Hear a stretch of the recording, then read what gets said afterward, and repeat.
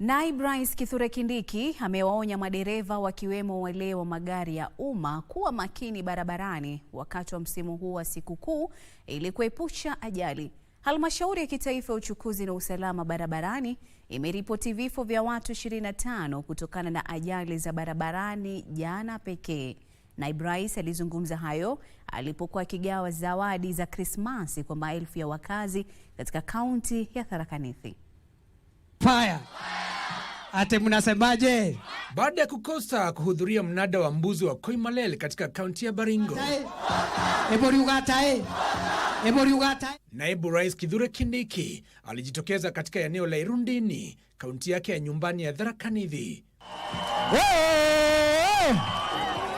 Alikutana na maelfu ya wakazi waliokusanyika si kwa kampeni bali kupokea zawadi ya Krismasi. Kindiki aliwahakikishia kuwa zawadi hizo zilizobebwa kwa lori zingewatosha kila moja. Sisi kama majirani wa hii sehemu tumekutana tu hapa maneno ya sikukuu ya Christmas. Pia alitumia fursa hiyo kutoa onyo kwa madereva wanaoendesha magari bila kuwa makini. Wananchi wengi wanasafiri kwa sababu ya Krismasi na mwaka mpya.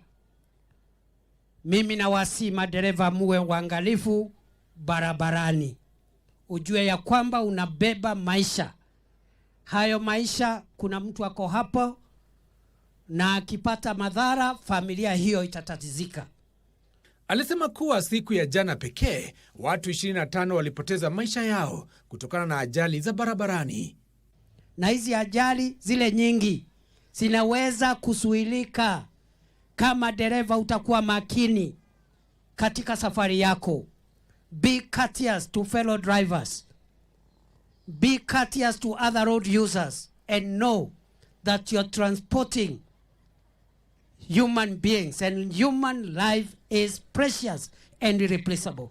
Kindiki alisema kuwa serikali ya Kenya Kwanza imejitolea kupanua barabara kama suluhisho ya kudumu dhidi ya ajali na msongamano wa magari.